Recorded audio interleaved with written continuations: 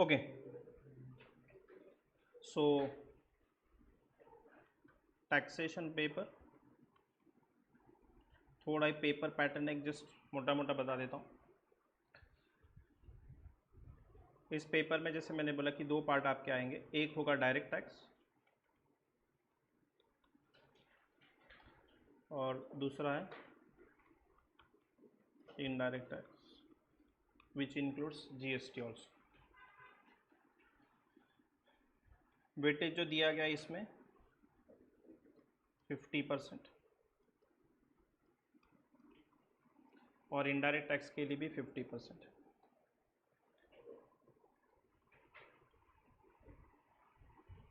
अगर हम paper pattern की बात करें तो इसमें अगर आप देखोगे तो 30 मार्क्स फॉर व्हाट एमसीक्यू, या मैं ऑब्जेक्टिव बोल देता हूँ।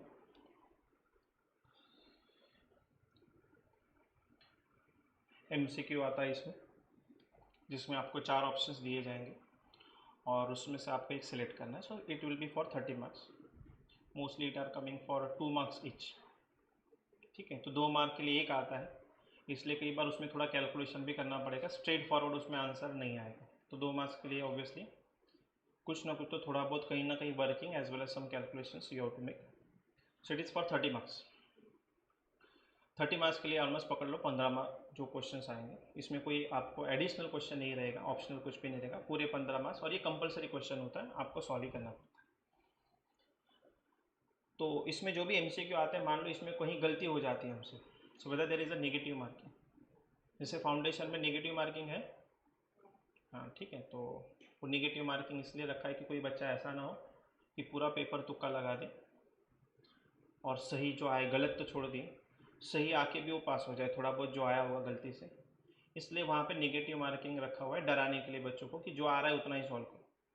क्या यहाँ पर सी इंटर अभी एडवांस लेवल है, बट यहाँ पे नेगेटिव मार्किंग नहीं है, तो हमारे लिए खुशी की बात है कि जो आ रहा है वो तो लिखेंगे ही, जो नहीं आ रहा है उसको ज़रूर लिखेंगे। और वो कहाँ से लिखना है, कहीं से भी। देर आर वेरियस सोर्सेस, आजू बाजू वाला उस पर भरोसा होगा तो उसका देख के आप लिख सकते हो, उस पर भरोसा नहीं है, खुद पे ज़्यादा भरोसा है तो खुद पे ज़्यादा भरोसा होगा, जो भी आपको प्रॉपर अल्टरनेटिव मिले उसको आप टिक कर देना। तो ये 30 मार्क्स आपके लिए बहुत बेटर है। अगर 30 में से 20 भी आ गया, मैं बहुत ज़्यादा नहीं पकड़ रहा हूँ, बहुत कम भी नहीं, 20 मार्क्स मैं पकड़ रहा हूँ, 30 में से 20 मार्क्स मैं कंसिडर कर रहा हूँ, तो मैं 20 मार्क का मान लो हमने टारगेट भी रख दिया, तो बाकी हमें चाहिए टारगेट 50 मार्क्स का, राइट। तो 30 में से 20 यहाँ आ गए और बाकी 70 में से सिर्फ कितना लेके आना है, 20 तो ऑलरेडी यहाँ चुका। हमारी हैसियत के हिसाब से हमें और 30 चाहिए, ठीक है ना। तो हमारी 50 मार्क्स की हैसियत रखते हैं, मैं उस पॉइंट ऑफ व्यू से पढ़ाऊँगा कि 50 मार्क्स तो मुझे लेके आने ही किसी भी हालत में। तो यहाँ में 30 में से 20 आ गए, बाकी बचे हुए में से मुझे 30 मार्क्स लेके आना है, तो 50 मार्क्स तक हमारा टारगेट कंप्लीट हो जाता है। उससे जो आगे मिलेगा वो हमारा बोनस है, बट इतना तो किसी भी हालत में लेके आना है। ये 30 मार्क्स का जो एमसीक्यू या ऑब्जेक्टिव है दोनों को भी है, वो मेरे लिए और एक खुशी की बात है। नहीं तो होता सर ये एमसीक्यू हमें नहीं आते और ये बोलेंगे हमें नहीं आते, ऐसा ना हो, इसलिए ये पार्शलिटी भी खत्म हो चुकी है। दोनों के लिए भी 30 मार्क्स का ऑब्जेक्टिव। थोड़ा वेरिएशन मैं बता देता हूँ। सीएमए वालों को स्ट्रेट अवे क्वेश्चन मतलब जो आते हैं उसके नीचे 4 चॉइसेस दिए जाते हैं। सीए इंटर वालों को पता है क्या होता है, एक थोड़ा पैरा दिया जाएगा ऊपर, और उस पैरा में मतलब ऐसा नहीं कि वो स्टोरी पढ़ ली, अब स्टोरी में पूछा जाएगा आपको कि ये इसका भाई कौन है, इसकी मम्मी कौन है, इसके पापा कौन है, ऐसा कुछ भी नहीं होगा। It is one kind of practical questions जो आपको सॉल्व करना चाहिए था, बट वो बोले सॉल्व मत करो, उसके एमसीक्यू के 2-3 क्वेश्चन हम नीचे दे रहे, वो डायरेक्टली टिक करके देता।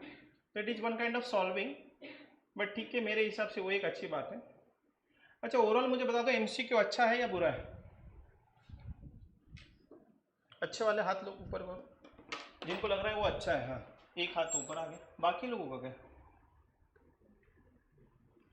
क्यों अच्छा है? हाँ, लेट कमर्स, हाँ आप बताइए। हाँ, और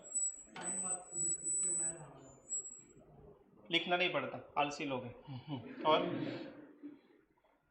तो एक टिक कर दिया तो काम हो जाता है। और क्या फ़ायदा है, और कोई बताएगा और कोई फ़ायदा है?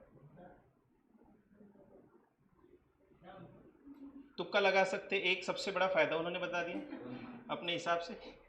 दूसरा, लिखना नहीं पड़ता, वो एक फायदा है। थर्ड, मार्क्स का क्या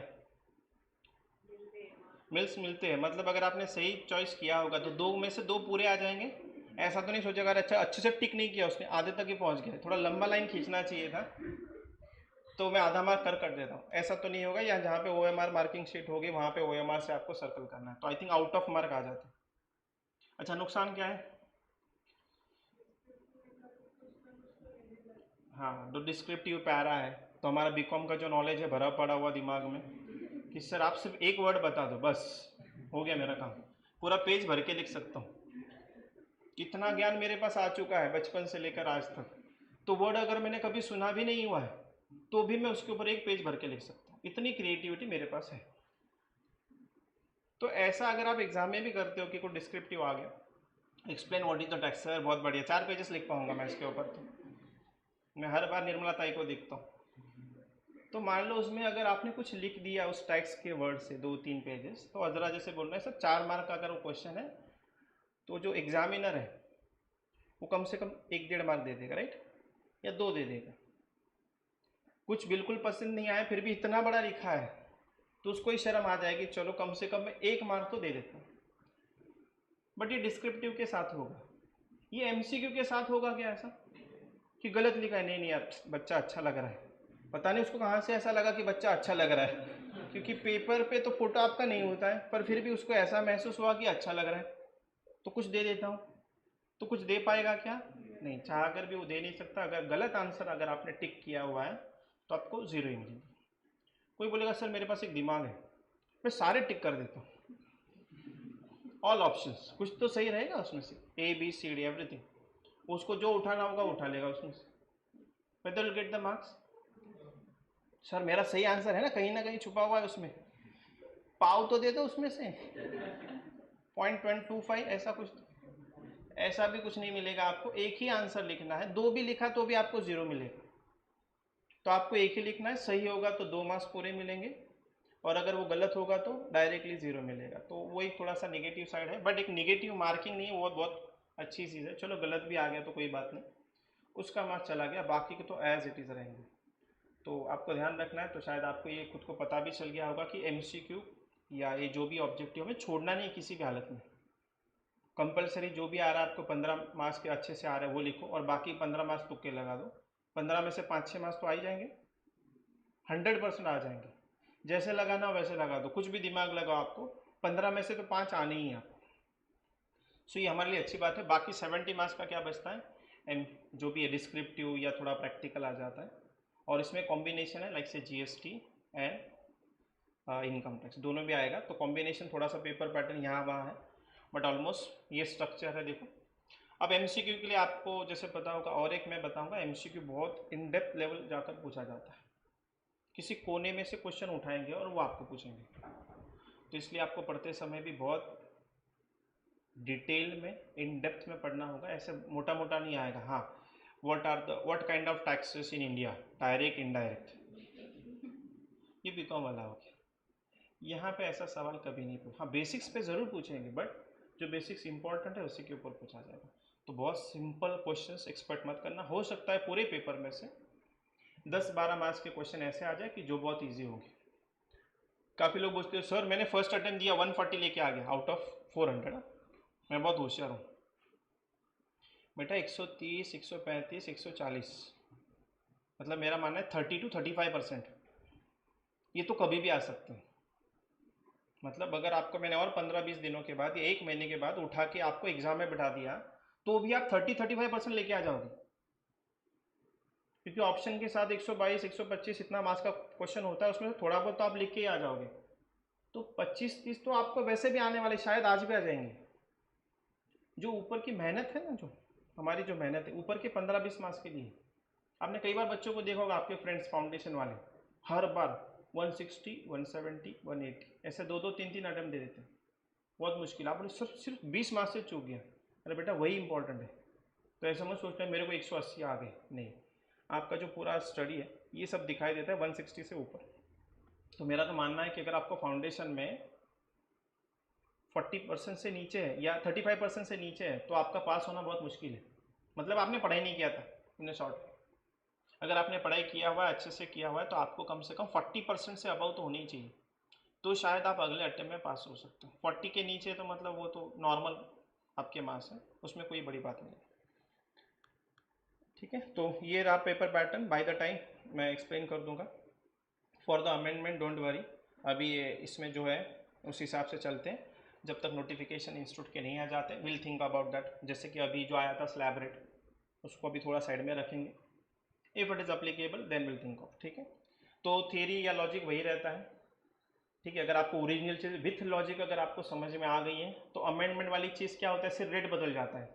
सर पहले जहाँ पे 10 था वहाँ 15 हो गया, सो मैं सारे चेंजेस करवा दूंगा अगर आपके लिए अप्लीकेबल होंगे तो। ठीक है, ना will start with the tax. अब बेसिक्स पे आ जाते हैं। सो प्राइमा फेसी आप सब लोग को ये तो पता है कि टैक्सेस ये गवर्नमेंट लगाता है, राइट, और कोई टैक्स हमें चार्ज नहीं करता है। सो बताइए गवर्नमेंट ये टैक्स क्यों लगाता है, व्हाट इज़ द पर्पस? देश चलाने के लिए। जैसे क्या चला रहे हैं वो, मतलब सरकार हमारे लिए क्या कर रही है? All facilities I want to know because everywhere somewhere GST या इनकम टैक्स से वो कहीं ना कहीं कनेक्टेड जरूर है। वो हमारे लिए ब्रिज बनाते हैं, यस और नो? यस। और मेट्रो बनाई हमारे लिए, सरकार ने बनाई,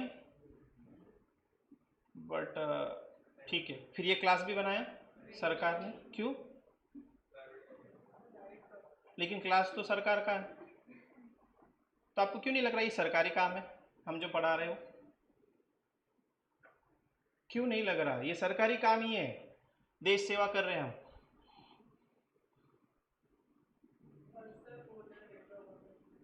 यहाँ पे कौन ओनर है? प्राइवेट पर्सन यहाँ पे ओनर है, वहाँ पे यूजुअली गवर्नमेंट ओनर होगा, usually, again I am using the word. ठीक है, अच्छा मेट्रो क्या लग रहा है, whether it is a public facility, but वो तो पैसा ले रहे हैं हमसे, तो पैसा लेने के बाद भी वो तो लूट रहे हैं, ऐसा मैं बोलूँगा।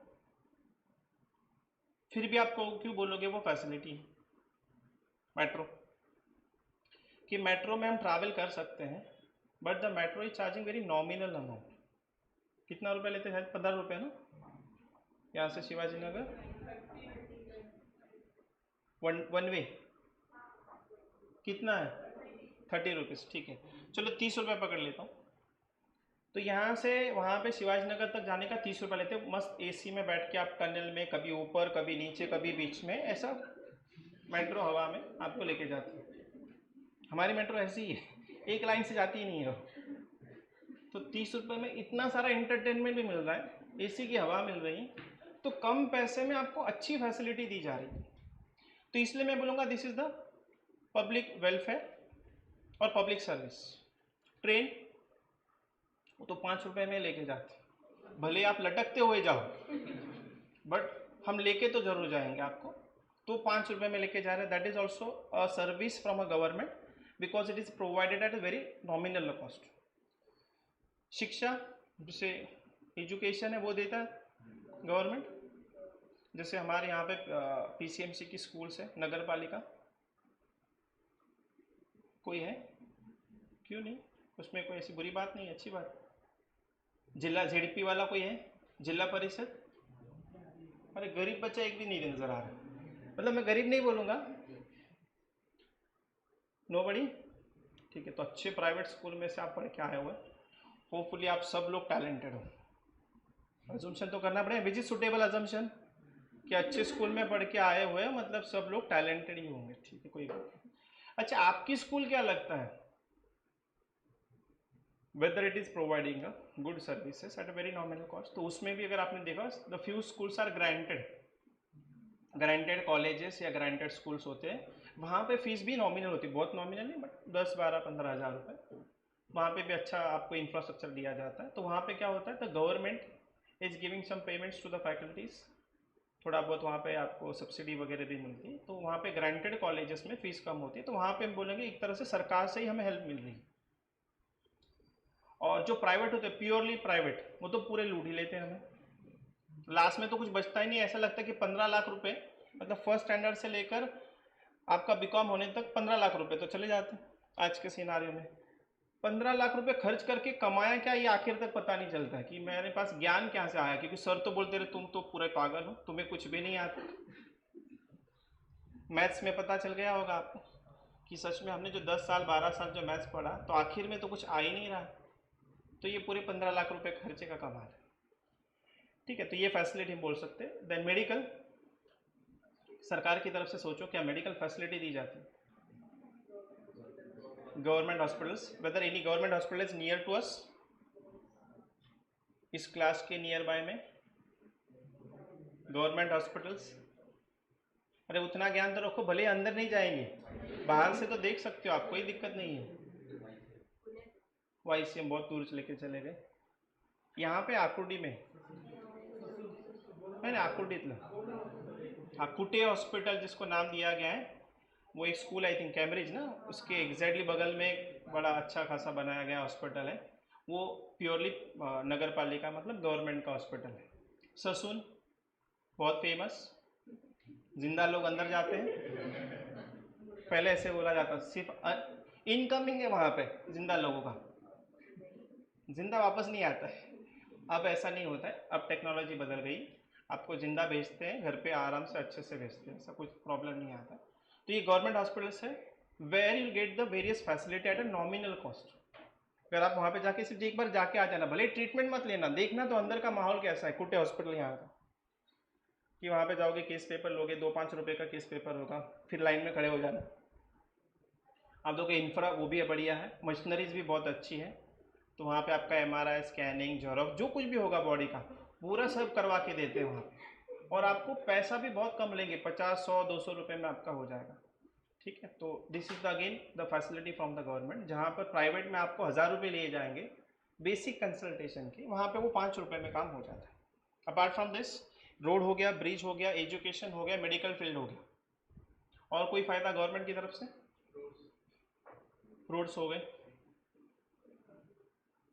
ये सारे फायदे आपको जीएसटी में आने वाले हैं, और उसकी टैक्सेबिलिटी हम वहाँ पे देखेंगे। अच्छा, कचरा उठाने का काम कौन करता है, मतलब गवर्नमेंट ही है वो। तो हम रोज़ जो घर कचरा, यहाँ पर भी ऐसा होता है कि वो बड़ा बकेट रखते हैं, PCMC वाले आते हैं, कचरा उठा के लेके जाते हैं।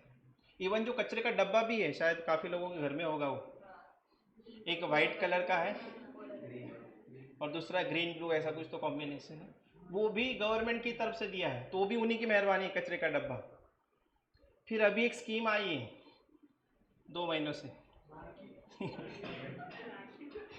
लाड़की बहन योजना, लाड़का भाऊ पण आहे, आप भी आ जाओगे उसमें।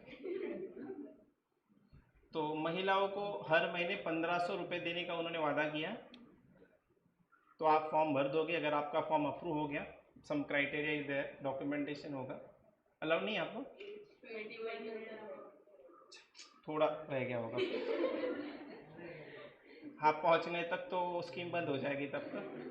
ठीक है, कोई बात नहीं, अगली सरकार कुछ ना कुछ ज़रूर देगी आपको। तो आपके सिस्टर मम्मी को तो मिल जाएगा ना, तो उसमें शेयर मांग लेना आप अपने। तो उनको हर महीने 1500 रुपये दिए जा रहे हैं, whether that is a government benefit. यहाँ पे ध्यान दो, मुझे बता देना कुछ अलग होगा, तो आपको कुछ मिल रहा होगा तो मुझे भी बता देना। भाई के लिए कुछ मिल रहा है अभी, उनके लिए भी कुछ तो निकाला हुआ है, दैट स्टाइपेंड। स्टाइपेंड में वो गवर्नमेंट की तरफ से मिलेगा, some kind of provision is there, तो ये भी गवर्नमेंट की तरफ से फ़ायदा है। तो बहुत सारे बेनिफिट्स गवर्नमेंट की तरफ से दिए जाते हैं। सेफ्टी का है, जैसे लोकल पुलिस, आर्मी जो देश को बचा रहे, तो ऐसी बहुत सारी गवर्नमेंट फैसिलिटी हमें दे रहा है, और जिसके बदले गवर्नमेंट बोलता है अगर आपको ये सारी फैसिलिटी चाहिए या नहीं भी चाहिए तो भी आपको क्या करना पड़ेगा, टैक्स देना पड़ेगा। Second question comes, whether tax payment is optional और मैंडेटरी। मैंडेटरी, ये एमसीक्यू में एक बार पूछा गया है, तो ये मैंडेटरी ही लिखा हुआ है, उन्होंने लॉ बनाया है इसके लिए। ऐसा कोई भी नहीं बोलेगा कि सर ये ऑप्शनल है, मुझे नहीं देना है, ऐसा नहीं बोल पाओगे आप, आपको कंपलसरी देना है। What if you are so poor, बहुत गरीब हो आप भिखारी हो, और भिखारी भी हो प्लस गरीब भी हो, दोनों अज्यूम कर लेना, so whether you are liable to a tax,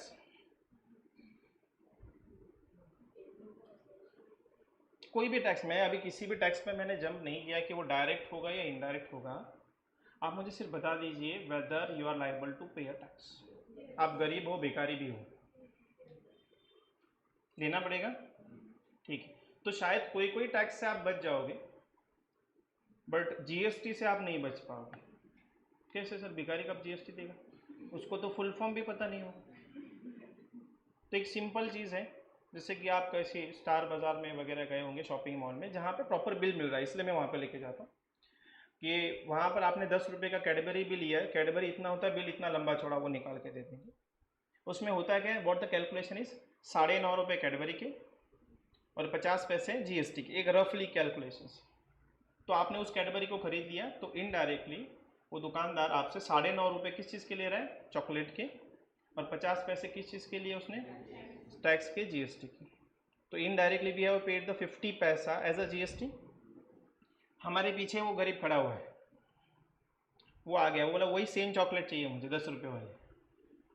तो इस बार वो कितना पैसा देगा, 10 रुपये देगा। क्या वो ऐसा बोल सकता है उस कैशियर को, अरे मैं बहुत गरीब, दिख कपड़े भी नहीं मेरे पास,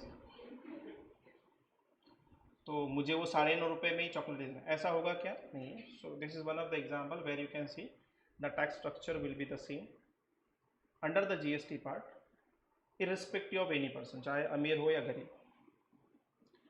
अच्छा, अब ये टैक्स है, मुझे बताइए ऐसे कितने टैक्सेस आपने अब तक सुने हुए हैं।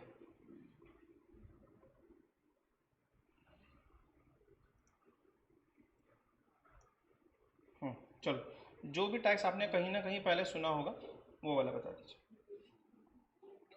चलो जीएसटी से शुरुआत करते हैं। Full form, goods and services tax, ठीक है, ऐसे दोनों भी जगह पे ध्यान रखना, गुड्स एंड सर्विसेज टैक्स। तो नाम से ही पता चल जाता है कि जो टैक्स लगाया जा रहा है किन चीज़ों पे लगाया जा रहा है। जिस चीज़ को आप प्रूव कर पाओगे वो गुड्स है, उस पर भी लगाया जाएगा, और सर्विसेज अगर आपने प्रूव कर दी कि ये चीज़ जो आप प्रोवाइड कर रहे हो दैट इज़ अ सर्विस, तो उसके ऊपर भी जीएसटी आ जाएगा। अच्छा, आप लोगों ने अब तक कहाँ कहाँ जीएसटी पे किया है, आप लोगों ने प्रैक्टिकली, आपके पेरेंट्स ने नहीं, आपने खुद कहीं जीएसटी पे किया है क्या, स्पेसिफिकली बता दो। सर यहाँ मैं गया था, वहाँ मुझसे जीएसटी लिया गया, कौन सा वाला, रेस्टोरेंट में गए होंगे, रेस्टोरेंट वाला आपको जीएसटी चार्ज करता है क्या, नॉट ऑल द रेस्टोरेंट्स, ये बाहर वाले अंकल वो नहीं लेते जीएसटी आपसे, वो भी गरीब है और आप भी गरीब है, इसलिए आपसे वो जीएसटी नहीं लेंगे। बट किसी बड़े रेस्टोरेंट्स में अगर आप जाते हो तो एक बिल जहाँ पर यूजुअली आ जाता है, यूजुअली बड़ा अच्छा खासा सेटअप है, तो वहाँ पे अगर आप बिल ज़रूर देख लेना वो बिल, तो वहाँ पे नज़र आएगा कि चलो आपने 200 रुपये का ब्रेकफास्ट कर लिया, उसके नीचे जीएसटी आ गया। Anyone knows what is the GST rate on the restaurant, कितना, 5% है, 5 से ऊपर कोई नहीं ले पाएगा, कितना भी बड़ा रेस्टोरेंट होने दो। तो आपको नज़र आएगा 200 रुपये मेरा खाने का बिल हो गया, प्लस 5% जीएसटी, मतलब कितना हो जाएगा, 200 पे 5%, 200 पे 5% कितना होगा, 10 रुपीज़। तो भले ही मेन्यू कार्ड में आपने देखा होगा अरे मैंने तो 200 रुपये का ही खाना खाया, बट बिल कितने का आएगा, 210 का आएगा, ऊपर के 10 रुपये जीएसटी होगा, तो आपने इनडायरेक्टली वहाँ पे 10 रुपये दे दिए एक्स्ट्रा। अगर वो जीएसटी नहीं होता इस दुनिया में तो आपने कितना पे किया होता, सिर्फ 200 रुपये ही पे किया, तो 5% वहाँ है। चलो हमें रेट तो नहीं देखना है, बट मैंने सिर्फ रेस्टोरेंट का आपको बता दिया। फिर कहीं कपड़े की दुकान में अगर आप गए होंगे या मॉल में गए होंगे, ठीक है, शॉपिंग मॉल में, तो वहाँ पे भी आपको नज़र आया होगा, हम देखते तो नहीं है कई बार, बट वहाँ पे भी मिलेगा। अगर आपने शर्ट्स खरीदी 3,000 रुपये की, तो उस पर वैल्यू के ऊपर डिपेंड रहेगा, वो उसके ऊपर जीएसटी आ जाएगा। तो ये हो गया कपड़े की दुकान में। किराने की दुकान में, किराने की दुकान में बहुत सारी चीज़ें जो लूज़ वाली होती हैं यूजुअली फूड ग्रेन्स वगैरह जो होते हैं वो एग्जम्प्ट होते हैं, बट जो पैकिंग वाली चीज़ें जो ऊपर रैक में रखी जाती है, जिसमें सोप, शैम्पू, टूथपेस्ट, पाउडर, तो या परफ्यूम्स, इन सारी चीज़ों के ऊपर क्या आता है, GST. So you find the amount of GST in the bill. और कौन सा टैक्स, चलो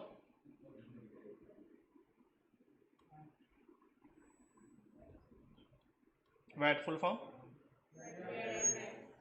वैल्यू एडेड टैक्स कहीं देखा है इसको? अच्छा, पेट्रोल पे, बट यूजुअली वहाँ पे स्कीम अलग होने की वजह से उस बिल पे वैट नज़र नहीं आएगा आपको। और कहीं अल्कोहल हाई का भी लिखा था किसी गरी डेवलप, ठीक है। तो अल्कोहल के ऊपर भी वैट लगाया जाता है। Will see gradually in the GST why there is a VAT on the alcohol also. तो वैट जो है वो थोड़ा बहुत जिंदा है, आखिरी सांसें गिन रहा है वो फिलहाल से 2-3 प्रोडक्ट के ऊपर ही लगाया जाता है, और वो चार्ज भी जैसे अल्कोहल वाला यूजुअली कोई नहीं होगा। बट थियोरेटिकल नॉलेज आप रख सकते हो। थियोरेटिकल में क्या प्रॉब्लम है, तो किसी का बिल कोई गया होगा तो आप बिल देख सकते हो। So if you purchase the alcohol तो उसके ऊपर नीचे जो टैक्स लगाया जाएगा वो वैट। इन डिटेल में अभी नहीं जाना है। इसके अलावा CST भी है, central sales tax, will see in detail in the GST। Custom है, ये भी सेल्स का टैक्स ही है, ये भी सेल्स के ऊपर है। फ़र्क कोई बताएगा? एनीवन हैविंग आइडिया वैट में और CST में फ़र्क क्या है? वैट और CST का full form central sales tax, और वैट का वैल्यू एडेड टैक्स। तो देखो ये दोनों की टैक्सेबल इवेंट जो है वो सेल्स ही है।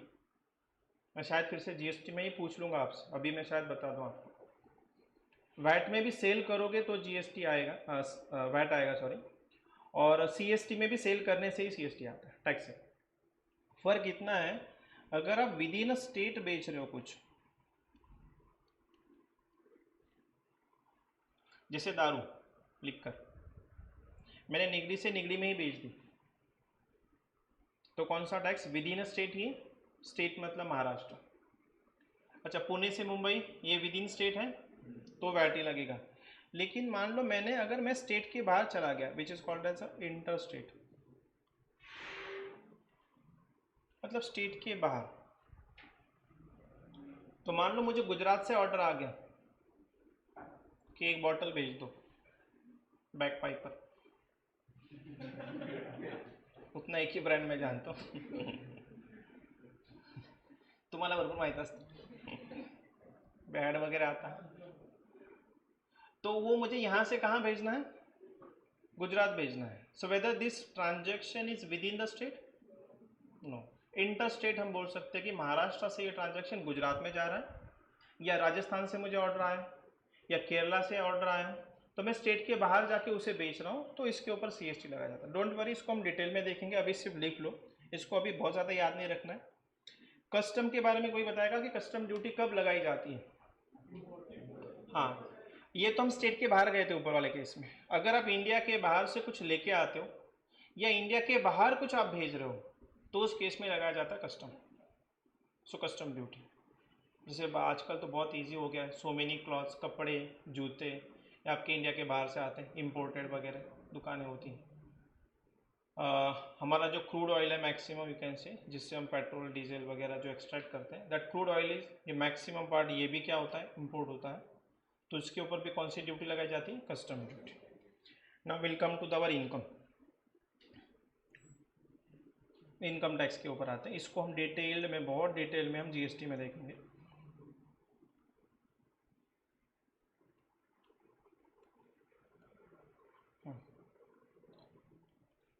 तो बताइए इसका टैक्सेबल इवेंट क्या है? इनकम टैक्स कब लगाया जाएगा? सिर्फ सैलरी पे ही लगाया जाएगा? हाँ, so prima facie you can say income पे लगाया जाएगा।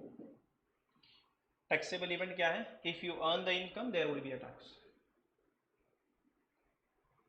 तो आप लोगों ने कहीं ना कहीं कुछ इनकम कमा लिया, तो उस इनकम के ऊपर गवर्नमेंट आपको टैक्स लगाएगी। अब थोड़ा थोड़ा हम इनकम टैक्स की तरफ जाएंगे। चलो बताइए, आप लोगों ने कभी ना कभी इनकम कमाया है क्या?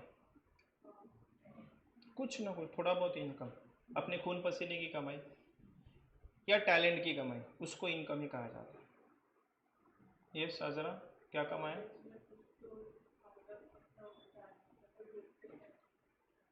और मिला कहाँ से पैसा? पैसा मिला उसमें कहीं? ओके, मिल गया बट चैरिटी में भी दे दिया। और कहीं किसी की खून पसीने की कुछ कमाई? अच्छा, वो तो जॉब प्रॉपर सैलरी, वो तो उसमें खून पसीना सच में ही है। बाकी लोगों ने कभी कुछ नहीं कमाया, 1-2 रुपये, 5 रुपये, 10 रुपये? अच्छा, बिटकॉइन वाले भी हैं यहाँ पर। बिटकॉइन खरीद के बेचने पर फायदा होता होगा, ठीक है। So how will calculate the income in case of bitcoin? Profit कैसे कैलकुलेट करोगे? कितना इन्वेस्ट किया था? 500 रुपये इन्वेस्ट किया बिटकॉइन में, फिर कितना प्रॉफिट है? तो 500 का खरीदा उसने बिटकॉइन और 510 में बेच दिया, तो बताओगे इसमें इनकम कितना? 10 रुपये या 510 रुपये? 10। Will say the income is only 10। नहीं तो कल ऐसा हो जाएगा 500 में खरीदा और उसने 400 में बेच दिया, वो तो रो रहा है। और निर्मला दे दो, क्यों रो रहा है?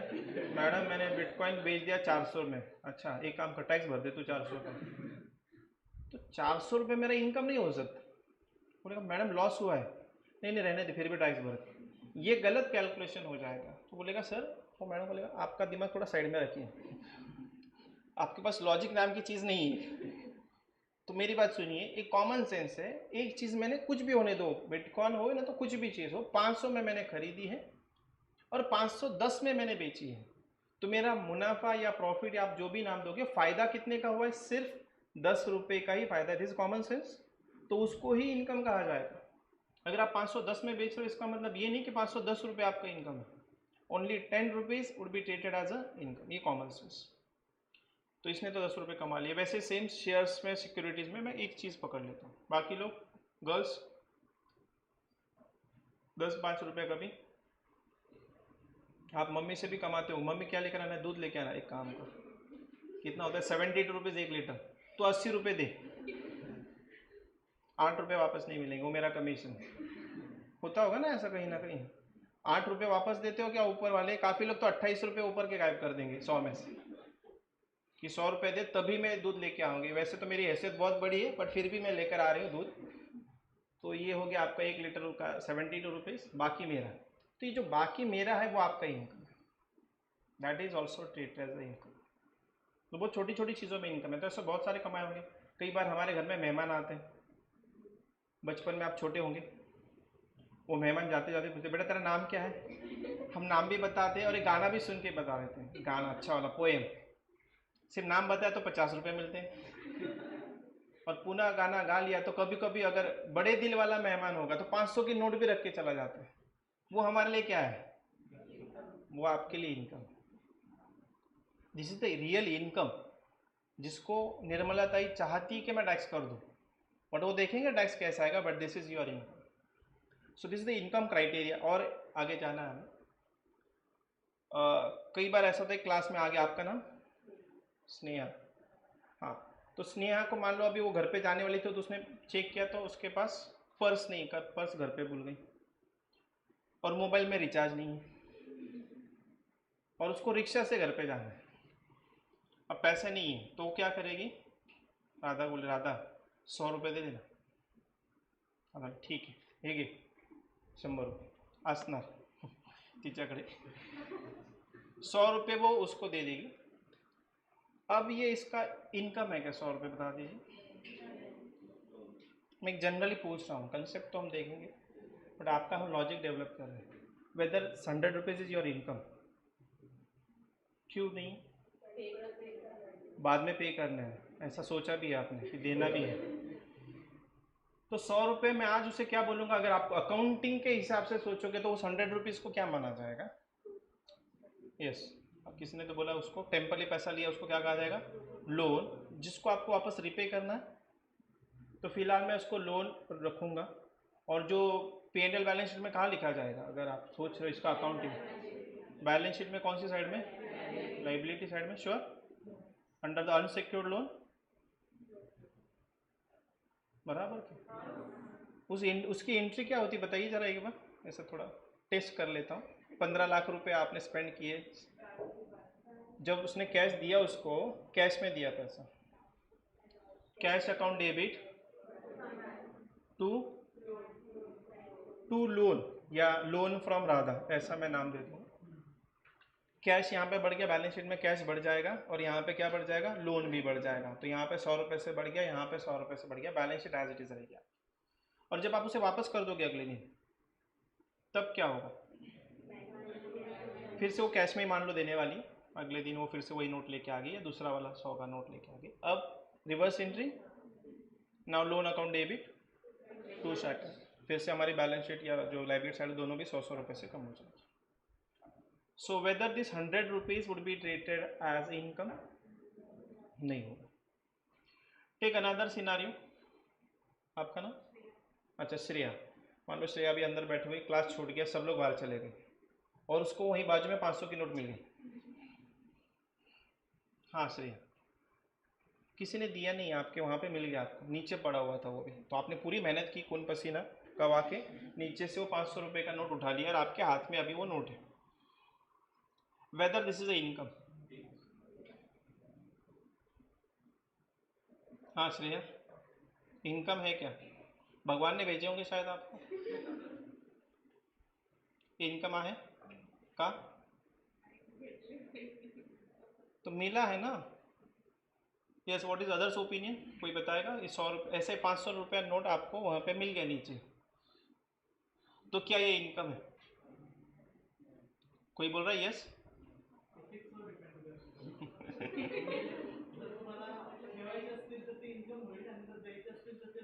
हाँ बराबर, ये उनके एथिक्स के ऊपर भी डिपेंड करता है। 500 मिल गया, शायद भगवान ने भेजा होगा, रख लो। लक्ष्मी जी को मना नहीं करते, तो उसने बैग में रख दिया। तो श्रेय ऐसा बोल रही कि भगवान की कृपा है, तो उसने उन नोट किसी को नहीं बताया, उसके एथिक्स ऐसे बोल रहे हैं भगवान ने भेजा है, और बैग में रख दिया, किसी बाजू वाले को भी बताना नहीं। Now this is treated as income, ये इनकम माना जाएगा अंडर इनकम टैक्स, और रियलिटी में भी माना जाएगा, वही नोट पास होगा। तो ऐसे किस में आप बोलो सर ये अनइथिकल है ना, अनइथिकल, ठीक है, या आप बोलोगे ये गलत है, क्यों गलत है, what should be your responsibility ethically, कि अगर आपको कोई 500 का नोट मिलता है तो क्या करना चाहिए आपको, इसको मिला है तो आपको क्या करना चाहिए था, किसको पूछना चाहिए, तो पहले आप राधा को बोलोगे, तेरा गिर क्योंकि बाजू में बैठी, राधा बोल रही नोट दिखा, मेरे पास ऐसा सेम था, मेरे पास सेम नोट ऐसा था पहले, बोलेगी फिर तेरा नहीं है। फिर वो इसको पूछेगी, वो बोले मेरे पास भी नहीं था पैसा, मेरा नहीं है। फिर अगली रिस्पॉन्सिबिलिटी वो बाकी क्लास वालों को पूछेगी, सारे इथिकल से ऐसे मान के चल रहा हूँ मैं, तू पण इथिकल है ऐसा अजून को, वो बोल रहा है, कोई बोल रहा है क्योंकि ऑनेस्टली वो किसी का नहीं है, शायद किसी और बैच का भी हो सकता है।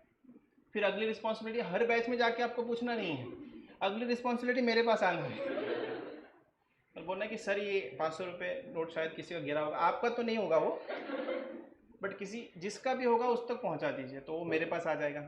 फिर मैं शायद वहाँ पे जाके एडमिन वालों के पास दे दूंगा कि किसी को पूछ लो, नहीं तो हर सर के पास, तुमच्याकडे ठेवा बघा, कोणाचे असले तर, नाही तर तुम्हीच ठेवा।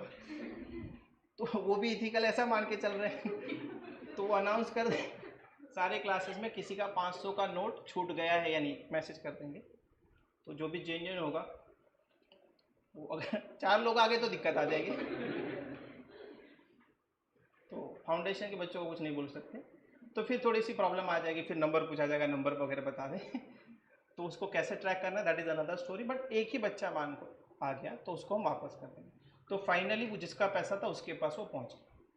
क्या अब वो श्रेया का इनकम है, नहीं, अब इस बार वो इसका इनकम नहीं है, रीज़न बीइंग उसने उसे लौटा दिया। और पहले वाली सिनारियो में अगर वो भगवान ने भेजा ऐसा मान के अगर उसने बैग में रख दिया तो उसको क्या ट्रीट किया जाएगा। अब सवाल ये आता है व्हाट अबाउट द एथिक्स। अच्छा, चोरी में भी आप पैसा कमा सकते हो, अब तो आदत ऐसी होगी कि बाजू वाले की बैग ही ढूंढते रहते हैं, कुछ नया लेकर आइए क्या, तो कभी पेन मार दिया, कभी कैल्सी मार दिया, हम आप लोगों की बात नहीं करें, जस्ट इमेजिन कैल्सी गायब हो गया किसी का, ये तो पुअरली क्या बोलते हैं, चोरी है एक तरह से, तो चोरी से भी पैसे कमाए जा सकते हैं। तो इनकम टैक्स लॉ बोलता है कि लीगल इलीगल हम ऐसा कुछ भी नहीं जानते, अगर आपने इलीगली भी कमाया होगा तो भी उसके ऊपर इनकम टैक्स आ जाएगा। तो कोई चोर है मान लो, जिसको निर्मला ने पकड़े, बेटा बता तूने कितना पैसा कमाया, मैंने रुको मैं हिसाब बता दो, डायरी निकालेगा। 4 घर में चोरी किया, 25 लाख का माल, this is my gross receipt, because gross receipt can not be taxed. Less 2 helper रखे थे वो सीढ़ी पकड़ने के लिए, बैग कैरी करने के लिए, 3 हेल्पर, उसका सैलरी 1 डे का उसको 10-10 हज़ार रुपये दिए पर डे। एक सीढ़ी खरीदना पड़ा, वो अभी भी घर पे है। रेवेन्यू एक्सपेंस और कैपिटल एक्सपेंस, कैपिटल है, वो सीढ़ी हर बार काम में आएगी, तो उसका डिप्रिसिएशन 3 बार का वो मैं ले सकता हूँ।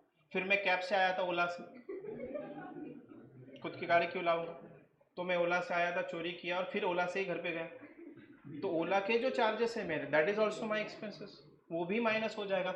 और फाइनली मैडम जो 25 लाख में से सिर्फ मेरा 20 लाख रुपए नेट बच गया। तो निर्मला देवी बोली ठीक है, कितना बच गया, 20 लाख, चलो लगा दो इसके ऊपर tax. So this is allowed, उस 20 लाख के ऊपर इनकम टैक्स लगाया जाएगा, because income tax is levied on legal income as well as illegal income. हाँ, उसको वो जेल हो जाएगी, वो सारी चीज़ें अलग है, और income tax recognises all income on equivalent footing, सारी चीज़ें इक्वल होती है। ठीक है, तो आपको नजर आएगा कि ये हमारे सारे इनकम है। अब आप अपने डाउट्स पूछ सकते हो कि whether this scenario is covered under the income और नॉट। चलो आपके डाउट्स।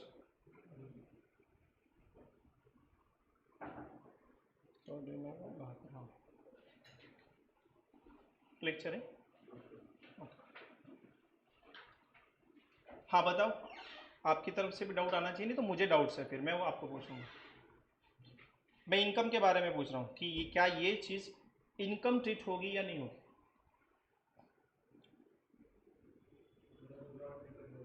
क्या, अच्छा लॉटरी लग गई, तो लॉटरी लगने के बाद आपको कुछ फ़ायदा हुआ है, एक सिंपल बात, फ़ायदा हुआ है, अगर आपको कुछ उसमें फ़ायदा हुआ है दैट इज़ योर इनकम, कि बैठे बैठे लॉटरी लग गई। कि काफ़ी लोग बैठे बैठे वो कुछ तो आता है ना, Ravi circle,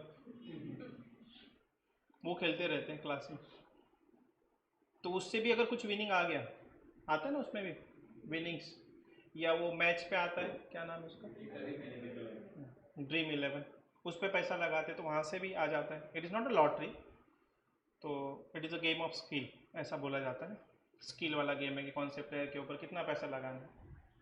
so all these are the casual income. Do you think whether this is income, आप लोगों का क्या है ना। यस, और एक चीज़ मान लो कि आपने कोई एक बढ़िया सा पेन लाया है और बाजू वाले को पसंद आ गया, तो उसने पूछा कितने का है, कितने का है, 100 रुपये का, जो कि एक्चुअल में आपने 30 रुपये में लाया, बट उसमें MRP नहीं थी, कोई लोकल कंपनी का, आपने बोला ठीक है चाहिए तुझे 100 रुपये, लेके आते हो निकल के, कितना लाना है, 2, ठीक है। अब आपने वो 30-30 रुपये के 2 पेन लाए और बाजू वाले को 200 रुपये में बेच दिए, weather this is the income. भले आपका बिजनेस नहीं भी होगा तो भी हम उसे क्या ट्रीट करेंगे, इनकम। कहीं ना कहीं आपने उसमें बेनिफिट कमाया है और आपको बेनिफिट हुआ है, इसलिए उसको कहा जाएगा इनकम। तो बेनिफिट मिल गया, prima facie this is taxable unless it is exempted under the law. छोड़ दो prima facie, all incomes are taxable unless it is exempted. तो जहाँ गवर्नमेंट को लग रहा है कि नहीं इस चीज़ को एग्जाम कर देना चाहिए, वो एग्जाम कर देते, वरना सारी चीज़ों पे वो टैक्स कर देते। तो बहुत सारी चीज़ें हैं, ऐसा आपको धीरे धीरे समझ में आ जाएगा कि इनकम से। एनी डाउट, ठीक है। तो प्राइमरी कंडीशंस, इनकम आपको समझ में आ गया। अच्छा मान के चलिए इतने सारे टैक्सेस आपने बता दिए, इसके अलावा अगर हमें कोई नया टैक्स लेकर आना है, कोई भी अगर आप चाहते हो कि कोई नया टैक्स लेकर आना चाहिए इंडिया में, जैसे सर्विस टैक्स भी अगर आप सोचोगे तो 1994 में आया था, GST कब आया था, 2017 में, अभी भी वो छोटा ही है, छोटा बच्चा ही है, देखो ना 2017 में पैदा हुआ है, अभी 24 है, कितने 6-7 साल का अभी छोटा बच्चा है, तो वो भी 2017 में उसकी बर्थ हुई है। वैसे ही मान लो कि गवर्नमेंट को लगता है कि आज भी हम कुछ नया टैक्स लेकर आते हैं, जैसे गवर्नमेंट ने ऐसा सोच लिया कि चलो हम क्यों ना शादी पर टैक्स लगा दें, मोदी जी, मेरी तो हुई नहीं या सक्सेसफुल नहीं हुई, तो अचानक से शाम को 8 बजे टीवी पे लाइव, मेरे भाइयों और बहनों आज रात 8 बजे के बाद जो कोई भी हमारे भारत देश में शादी करेगा उस पर हम 50,000 रुपये का टैक्स चार्ज कर रहे हैं। इमीडिएटली, नहीं तो वो 12 बजे के बाद बोल दिया तो बीच में बहुत सारी शादियां हो जाएगी। 8 से 12 बजे तक एग्जाम्शन है, चल अभी जाते बाकी शादी कर ले, 50,000 बचाने होंगे तो इसलिए इंस्टेंट उन्होंने अप्लाई कर दिया। इसके बाद 8 बजे के बाद बस अब कोई नहीं भागेगा रात को। तो 8 बजे के बाद जितनी भी शादियां होंगी उन सब पे हम 50,000 रुपये का टैक्स लगा रहे हैं। Is it possible? क्यों नहीं? तो कर देंगे, जो भी बिल होगा वगैरह, उसमें क्या है। लग्न नाही करणार, ज्यांना करायचं ते करतील, नाही करायचं राहतील। ऐसा क्या फर्क पड़ता है? मोदी जी क्या फर्क पड़ता है? जिसको शादी करनी है ऑफिशियल तो वो कर देगा, उसको 50,000 रुपये देंगे। जिसको नहीं करनी हो मत कर, फिर आपको बेनिफिट्स नहीं मिलेंगे। लाड़की बहन लाड़की बाई को योजना आणली तर काय करणार? फिर वो वाला बेनिफिट नहीं मिलेगा आपको। तो मुझे नहीं लगता ऐसा कोई बोलेगा। थोड़ा बचाने के लिए जो थोड़े से हैं वो शायद थोड़ा पोस्टपोन कर देंगे, पर जिनको रियलिटी में कम करनी है, जैसे बहुत से अभी ऐसा है महाराष्ट्र में या हमारे गांव में तो ऐसा है, बच्चों की शादियाँ ही नहीं हो रही और उसको ऑफर आ गया, वो बोलेगा 10 लाख जाने दो, मैं तो शादी करके रहूँगा। So you not think about that 50,000, बराबर है ना? तो 50,000 रुपये देने के लिए रेडी है क्या? बट ये पॉसिबल है प्रैक्टिकल? क्या ऐसा मोदी जी सिर्फ एक स्पीकर पे बोल के या कॉन्फ्रेंस में कर सकते हैं? नो। तो क्या टेक्निक होगी उसके लिए? प्रोसीजर आप बताओगे, थोड़ा सा गाइड करो। तो इसके लिए उनको जाना पड़ेगा पार्लियामेंट में, ठीक है? तो पार्लियामेंट में जाके इसके member of parliament, who are the members, अभी जब जस्ट इलेक्शन हुआ, ठीक है? बहुत इन डेप्थ हमें नहीं जाना है इलेक्शन के। तो वहाँ पे शायद वो खुद, वो फाइनेंस से रिलेटेड नहीं है, टैक्स से रिलेटेड नहीं, शायद निर्मला ताई बोल देगी या नहीं भी बोलेगी। वहाँ पे मोदी जी पहले प्रपोजल रखेंगे that I propose to levy the tax on a marriage of ₹50,000 from so and so effective इस डेट के बाद मैं रखना चाहता हूँ, दिस इज माई प्रपोजल। इसके बाद वहाँ पे आपको पता होगा बीजेपी के पक्ष में और अपोजिशन वाले दोनों होते हैं। तो अगर उन्होंने सोच लिया मोदी जी जो भी बोलेंगे बस ओके बोलना है, सुनना भी नहीं है, ओके बोलना है बस, तो सब लोगों ने तालियां बजा दी, सुना भी नहीं क्या हो रहा है। तो मान लो majority is accepted that proposal, 50% से ज़्यादा लोगों ने उसको हाँ बोल दिया कि चलो हमें पसंद है, वो 50,000 रुपये तो लग रहा है हमारे लिए बहुत छोटी अमाउंट है, चलो ओके डन। अगर वो मेजॉरिटी लोग हाँ बोल देते हैं और जहाँ साइन करना होगा वो साइन कर देंगे, so is it possible now? ठीक आहे, तिकडेही पाठवलं, तिथं बी त्यांचेच लोक आहेत। तुम्हाला ओके, हाँ ओके, काय जे असेल ते ओके। तो उन लोगों ने भी बोल दिया कि हाँ ओके है, हमारे लिए भी कोई दिक्कत नहीं, लगा दो टैक्स ना। फिर वो प्रेसिडेंट उनके पास भी जाता है राज्यसभा के बाद, क्या नाम है उनका, हाँ द्रौपदी मुर्मू, उनके पास वो जाएगा, वो बोलेंगे क्या है ये, हाँ हम शादी पर टैक्स लगाना चाहते हैं, राज्यसभा में लोकसभा में सब जगह पे पास हो गया, ठीक है okay done. She will make a signature. उसके बाद next procedure, it is publish in the official gazette, भारतीय राजपत्र में वो पब्लिक के लिए ओपन किया जाता है कि चलो हमने सबको बता दिया, इनडायरेक्टली मीनिंग। ऑफिशियल गैजेट एक होता है, किसी ने गैजेट करवाया है क्या कि नाम में करेक्शन है, ऐसा कुछ? तो गैजेट सुना होगा। मान लो किसी को अपना नाम चेंज करना है कि 2-3 अटेम्प्ट दे दिए मैं पास नहीं हो रहा हूँ, तो किसी वो न्यूमरोलॉजी के वाले के पास चले गए, उसने बोला जो तुम्हारा नाम है ना अजरा, आपका स्पेलिंग क्या है? AZRA। ये 4 का कॉम्बिनेशन ज़रा ठीक नहीं है, ज़रा 5 का होना चाहिए। तो एक काम कर दो, लास्ट में AA ऐड कर दो, तो अब इसके आगे आपको AA ऐड करना पड़ेगा। बट बैंक में नाम कुछ अलग होगा या आधार कार्ड पे अलग होगा, पैन कार्ड पे अलग, वो सारे नाम से आपको चेंज करने पड़ेंगे। Now you can do the gadget. तो आप वो ई सेवा केंद्र में जा सकते हो, वहाँ पे बोल देना अब तक मेरा नाम ऐसा था अजरा RA, अब इसके आगे मुझे RAA करना है, नाम चेंज कर सकते हो, कोई दिक्कत नहीं। AAA भी कर सकते हो, AA क्या, AAA कर सकते हो।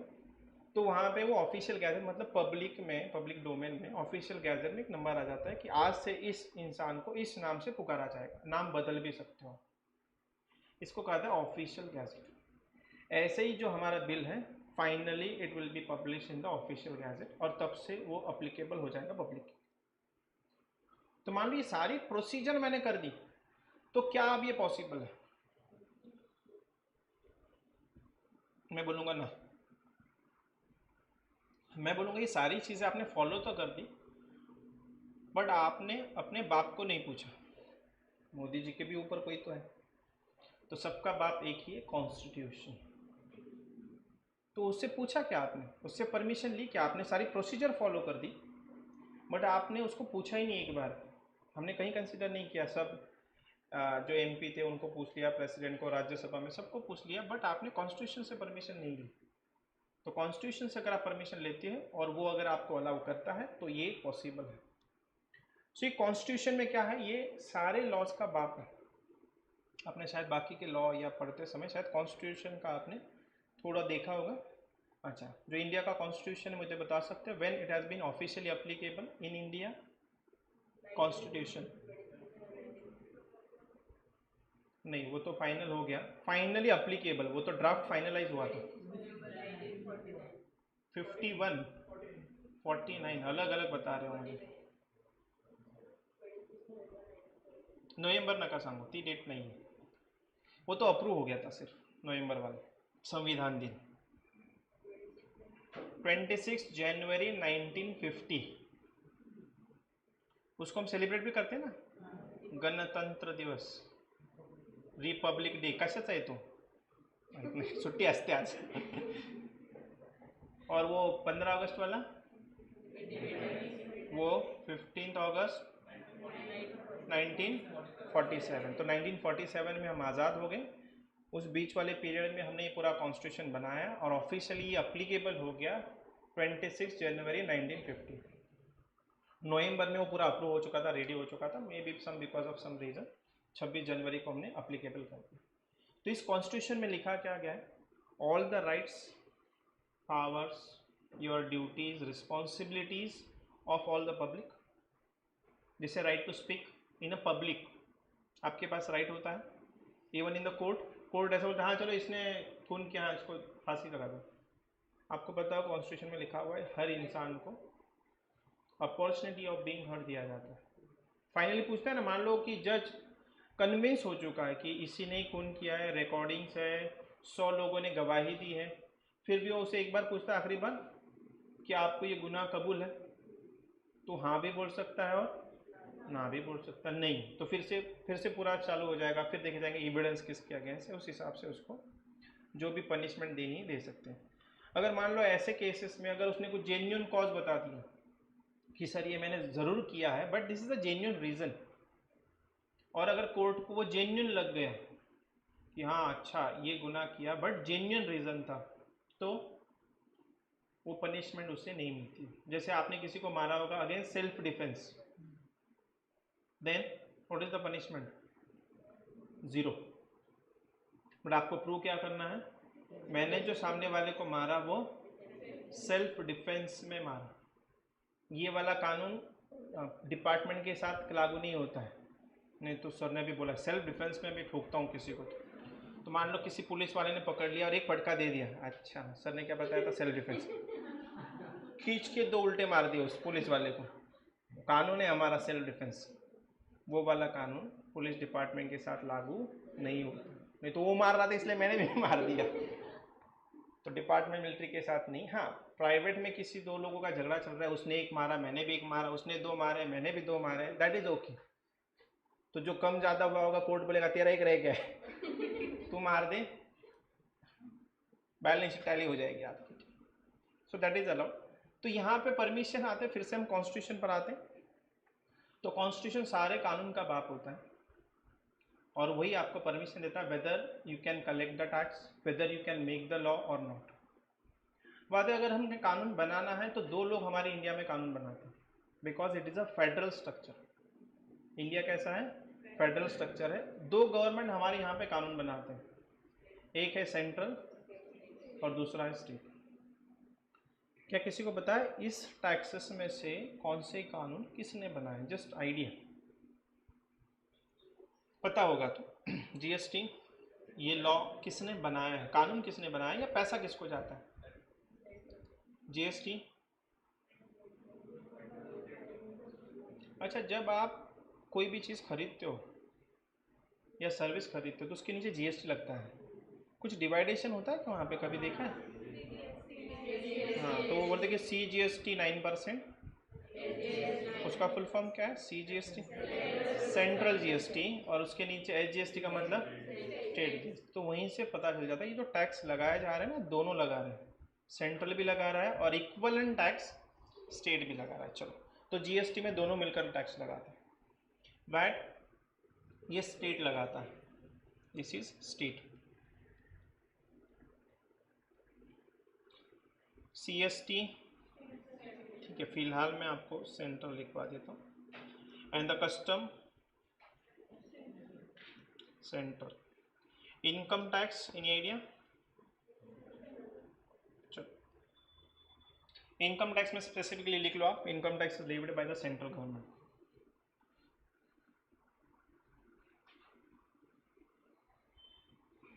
हाँ बताइए, सेंट्रल में मेन कौन है?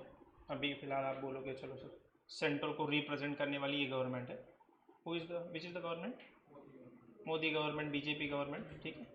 ये सेंट्रल पार्टी, उसके जो आप बोलोगे पीएमओ हमारे प्रधानमंत्री जी मोदी जी, ठीक है। तो एक तरफ मोदी जी है जो ये टैक्सेस लगा रहे हैं, तो जो भी सेंट्रल वाले टैक्सेस है, जो लॉ बनाए गए इसमें जो भी टैक्सेस आ रहे हैं वो सारे सेंट्रल गवर्नमेंट के पास जा रहे हैं, मतलब मोदी जी के पास जा रहे हैं।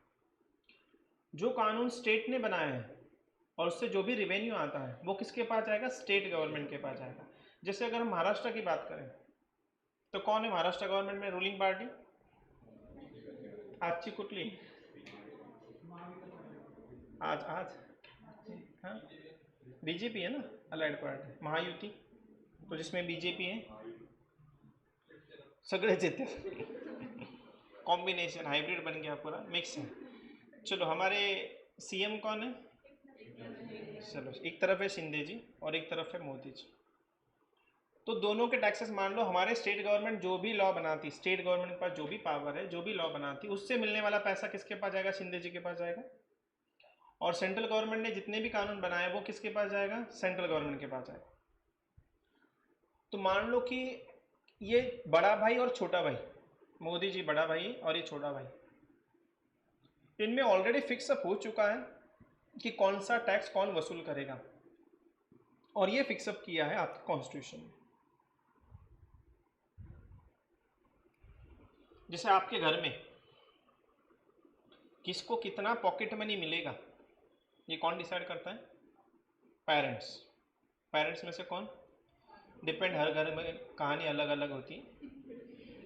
किसी घर में मम्मी मेजर होती है, मम्मी के सारे डिसीजन चलते हैं, मेजॉरिटी वही होगी शायद। कमा के तो पापा ही लाएंगे, वो बात अलग है। डिसीजन लेने वाला बंदा अलग अलग हो सकता है। किसी घर में पापा की चलती है तो पापा main decision maker, but parents हम कंबाइन लेते हैं, तो पापा जो हमारे कॉन्स्टिट्यूशन है, और हम भाई बहन जो भी हैं वो स्टेट गवर्नमेंट और सेंट्रल गवर्नमेंट। किसको कितनी पॉकेट मनी मिलनी चाहिए पेरेंट्स डिसाइड करेंगे। बेटा तू बड़ा है, तू फाउंडेशन निकल गया है, इंटर में तेरे को ज़्यादा खर्चा आएगा, एक काम कर, तेरे लिए हर महीना 10,000। तू अभी छोटा है, स्कूल में जा रहा है, तेरे को पॉकेट मनी ही नहीं मिलेगा, या तो मिलेगा 10-20 रुपया पकड़, वो भी खर्चा नहीं करना है, सिर्फ जेब में रखना है, बैग में रखना है संभाल के, तो उसको कम दिया जा रहा है। Who has decided this? Parents, that is the constitution. खर्चा कहाँ करना है ये भी कौन डिसाइड कर रहे हैं? कॉन्स्टिट्यूशन ही डिसाइड करेगा कि जो बड़े भाई को है वो पैसा कहाँ पे खर्च करना है, छोटा भाई नहीं, तो छोटा भाई पैसा संभाल के रखेगा, बोल रहा आज जा रहा हूँ मैं मूवी में फ्रेंड के साथ, मैंने 500 रुपये कमा लिए, मतलब पॉकेट मनी हो गया, मैं फ्रेंड को लेकर मूवी देखने जा रहा हूँ, 4th-5th स्टैंडर्ड वाला बोल रहा है, अलाउ होगा क्या उसको? नहीं है, तो उसको परमिशन ही नहीं करनी। तो ये हो गया पॉकेट मनी। मान लो दोनों भाई बैठे हुए, कोई बाहर से मेहमान आ गया और उस मेहमान ने 500 रुपये नोट देनी चाहिए, एक ही नोट थी, अलग मेरे हाथ में दे दिया, पेरेंट्स के हाथ में, बोला इन बच्चों के लिए ये पैसा, तो कंबाइन अब क्या हो जाएगा? पहले फाइटिंग, अगर उस बच्चे के हाथ में दिया होता तो 100% फाइटिंग शुरू हो जाती, जिसके हाथ में दिया वो मेरे लिए दिया है, अच्छा तेरे को देता हूँ मैं 10 ही रुपये दूंगा लेकिन शायद तेरे लिए ज़रूरत नहीं है। तो जब आप दोनों में से किसी के एक के हाथ में दोगे तो झगड़ा होने के चांसेस, इसलिए वो पैसा हम बच्चों के हाथ में नहीं देंगे, वो किसके हाथ में देंगे, पेरेंट्स के हाथ में देंगे। पेरेंट्स पे डिसाइड करेंगे किसको कितना मिलना चाहिए। अच्छा, अनदर सिनारियो कि उस छोटे भाई ने हमारे गाना गाया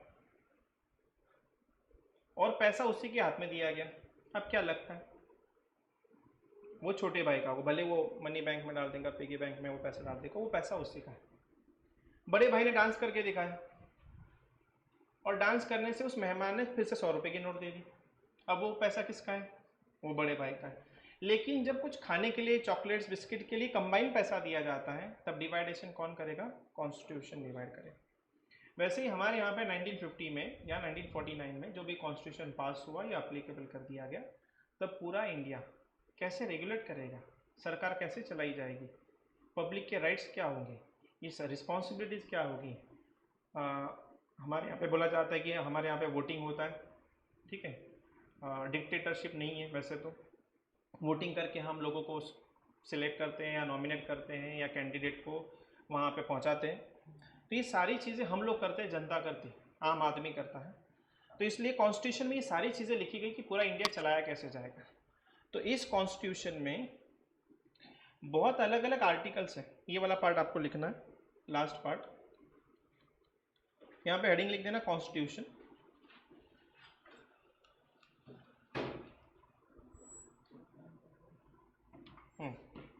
कॉन्स्टिट्यूशन के नीचे लिखो एरो करके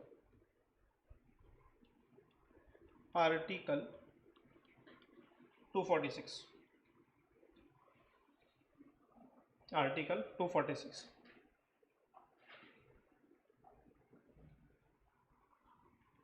उसके अंदर उसके नीचे schedule 7,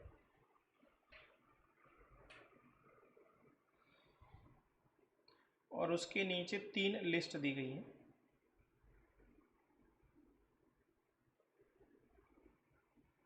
first list 1, list 2 and list 3।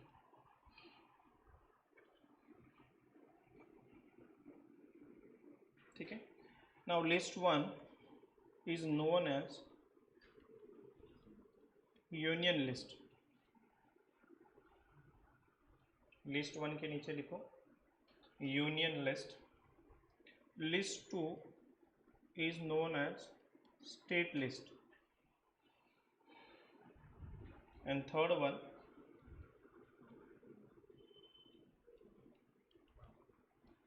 concurrent list।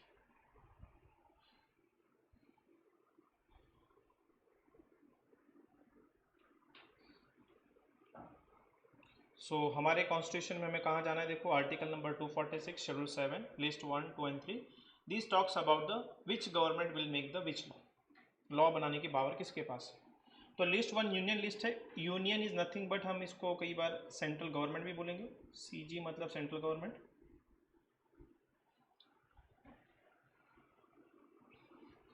And the more technical word is a parliament, oblique कर देना। जैसे हमने अभी प्रोसेस देखा कि किसी भी लॉ को बनाना होगा तो पार्लियामेंट में जाके ही वो लॉ बनेगा। So this is the list 1 where who will make the law, अभी हमारे सिंपल समझने के लिए हम बोलेंगे सेंट्रल गवर्नमेंट। तो लिस्ट 1 में जो कुछ भी मैटर दिया गया है उससे रिलेटेड जो भी लॉ बनाया जाएगा वो कौन बनाएगा, सेंट्रल गवर्नमेंट लॉ बनाएगा। लिस्ट 2 से क्या आपको लग रहा है, who will make the law, state government will make the law, और इसको टेक्निकल भाषा में कहा जाएगा स्टेट लेजिस्लेचर।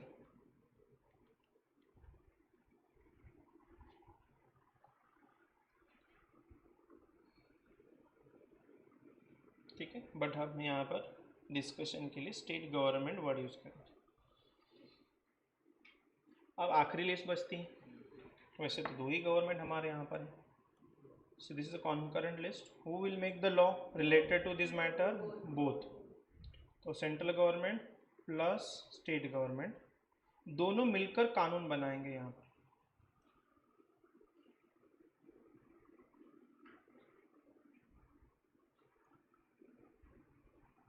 ठीक है, तो अगर आपसे कोई बोल रहा है कि इनकम टैक्स, जैसे हमने देखा who has made the law of income tax, central government, but उसको बनाने का पावर कहाँ से आया, और आप ऐसा क्यों बोल रहे हैं कि वो सेंट्रल गवर्नमेंट ही लगाता है? रीजन बिंग आपको यहाँ पे जाना पड़ेगा, एक्चुअल कॉन्स्टिट्यूशन ओपन करना पड़ेगा, आर्टिकल 246 शेड्यूल 7, सेंट्रल गवर्नमेंट का मैटर कहाँ पे दिया गया है? लिस्ट 1। तो आपको उसके बाद कहाँ जाना है? लिस्ट 1 में जाना है। लिस्ट 1 में जाके जिसे यूनियन लिस्ट कहा जाता है, उसमें अलग अलग एंट्रीज दी गई स्टार्टिंग विद द 1 to 97, इतनी सारी एंट्री लिस्ट दी गई। उस एंट्री में हमारा इनकम टैक्स मिलेगा। देखो इसका ये जो पार्ट है मैंने यहाँ पे दिया हुआ है इन शॉर्टर फॉर्म। कॉन्स्टिट्यूशनल आर्टिकल 246, उसमें शेड्यूल नंबर 7, उसमें कौन से लिस्ट में? 1 में entry number 82, taxes on income other than agriculture. But मैं अभी इतना ही लिखूंगा taxes on income, taxes on income.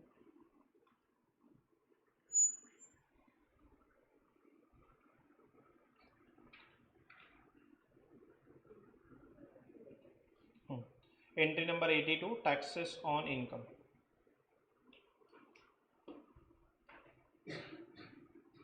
तो यहाँ पे ऑलरेडी ये सारी लिस्ट ऑलरेडी दी गई। जैसे मैंने बोला कस्टम ड्यूटी, ये कौन सी गवर्नमेंट चार्ज करती है?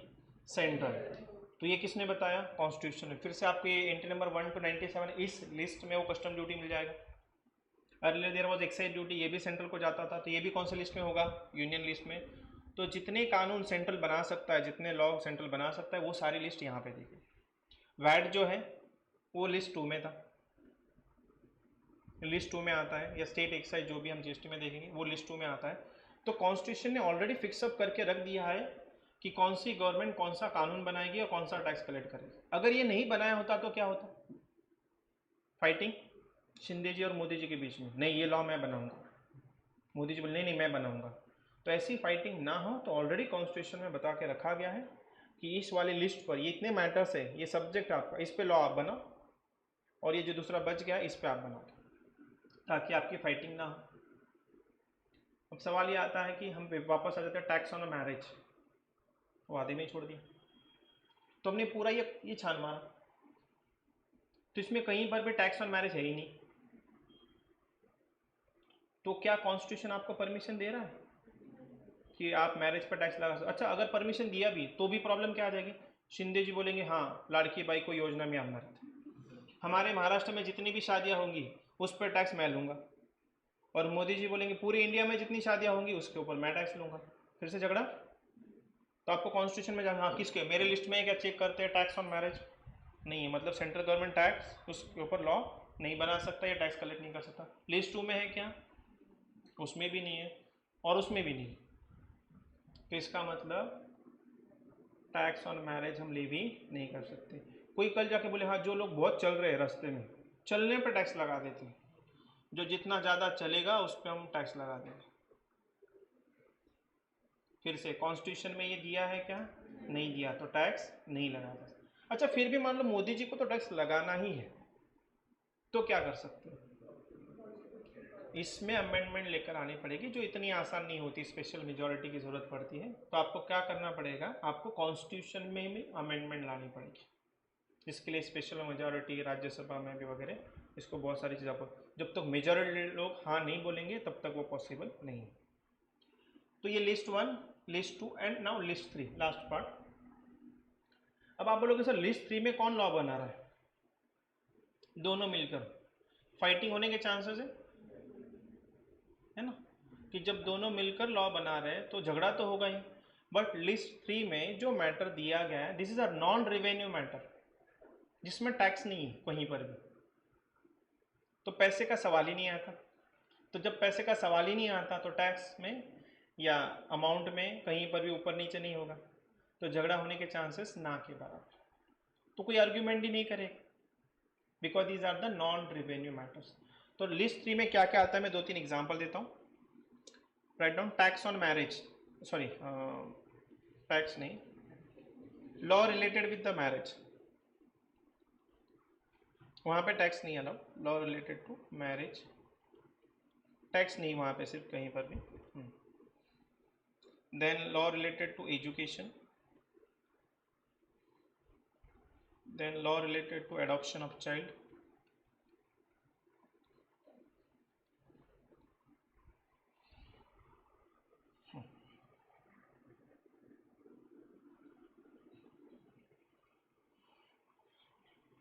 so first part that when it is stated as the two peoples are got married, ये लॉ या ये कानून कौन बनाएगा? दोनों मिलकर बनाएंगे। आपको क्या लगता है when you say that the marriage is done, कि शादी हो गई, ऐसा कौन से समय पर आप बोलोगे? आप शादी में खुद गए हो, you are present in the whole marriage, पूरा फंक्शन, वो हल्दी से लेकर संगीत से लेकर एंड तक, खाने पीने तक, एंड तक हम वहीं हैं। So when you will say the marriage is done, अच्छा 6 ही हो गए और 7वें में वो भाग गई, तो 7वां फेरा होने से पहले वो लड़की भाग गई। लड़का भी भाग सकता है बट जस्ट नहीं, यूजुअल ट्रेंड पता है कि 6 हो गए, 6 हो गए और 7वें में वो गायब, हाथ से वो लड़की गायब है, तो क्या वो शादी हो गई?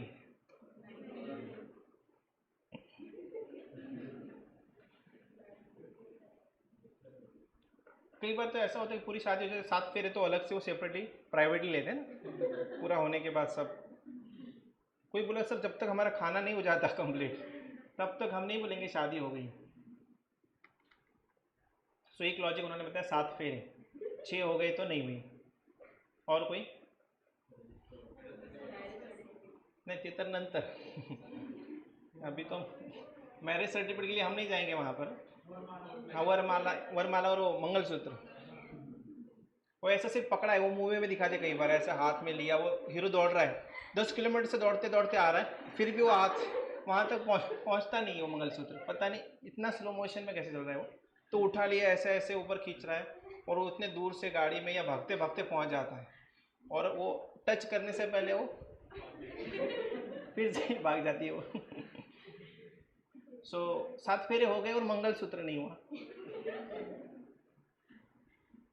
यू आर अ जज, बताइए आप क्या करोगे? फिर से मुश्किल। तो ये कानून है ऐसे बनाए गए हैं कि जिसमें उन्होंने बताया है कि when it would be treated as the marriage is done. आप बोलोगे marriage certificate, no that is a secondary part. और सब लोगों के मैरिज सर्टिफिकेट नहीं होते, राइट? आपके पेरेंट्स के या दादा दादी के, दादा दादी के तो मोस्टली नहीं होंगे, पूछ लेना एक बार, दादाजी सर्टिफिकेट है क्या? तो फिर ये इनवैलिड मैरिज हो गया। और इनवैलिड मैरिज से जो आपके रिजल्ट आए हैं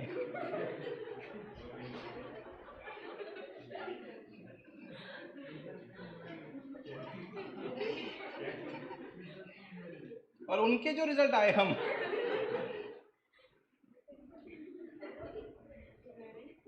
वो क्या बन जाएंगे?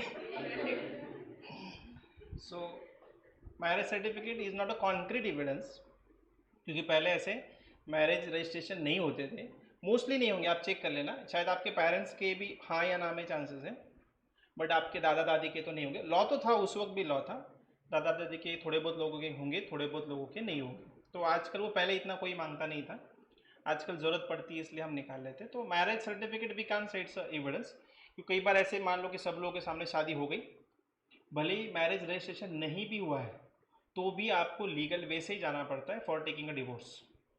आप बोलोगे रजिस्ट्रेशन नहीं किया, मैरिज सर्टिफिकेट नहीं हुआ है तो हमारी शादी ही नहीं हुई, ऐसा नहीं है। जो भी आपके रीति रिवाज है उस वो अगर कंप्लीट हो चुके हैं, जैसे मंगलसूत्र है, किसी जगह पे 7 फेरे, किसी जगह पे वो बोलते हैं ना कबूल है क्या वो, हाँ। और वो क्रिश्चियन में भी शायद वहाँ पे भी ऐसा बोला जाता है ना, यू एक्सेप्ट दिस और नॉट, दोनों को भी हाँ बोलना पड़ता है ना। मान लो एक जन हाँ बोल रहा है, दूसरा ना बोल रहा है, तो शायद हाँ, तो वहाँ पे शायद वो इवेंट होता है कि जहाँ पे शायद माना जाता है the marriage is completed even though marriage certificate has not been registered, तो यहाँ पे मैरिज कंप्लीट। तो ऐसे ही जो कानून है इससे भी फर्क नहीं पड़ता, झगड़ा होने के कोई चांसेस नहीं। इसमें मोस्टली क्या करता है सेंट्रल बोलता है स्टेट टू लॉ बना दे, हाँ, उसमें मुझे कहीं दिक्कत आती है तो मैं वहाँ पे चेंजेस करवा दूँगा, अदरवाइज़ आप लॉ बना दो, चलते रहो, मुझे तो वैसे भी कोई टैक्स नहीं मिलेगा उससे। Same will happen in case of education system, adoption of child, उसमें भी लॉ कौन बनाएगा? दोनों मिलकर लॉ बनाएंगे। ऐसे आपको बीच में रास्ते में कोई बच्चा मिल गया, पापा, हाँ चल बेटा, उसने आपको पापा बोल दिया, हाँ आज से ही मेरा बेटा हो गया। ये मूवी में चलता है, ठीक है, मूवी में तो ऐसा कहीं पर भी मिल गया तो, बट ये ऑफिशियली ऐसा अलाउड नहीं है कि आपको कोई भी ऐसे रेलवे स्टेशन पे, बस स्टेशन पे बच्चा मिल गया, अच्छा उसने मुझे पापा बोला या भैया बोला, आज से मैं तेरा भाई, और घर पे लेकर गए। नहीं, इथिकली क्या करना चाहिए आपको? उसको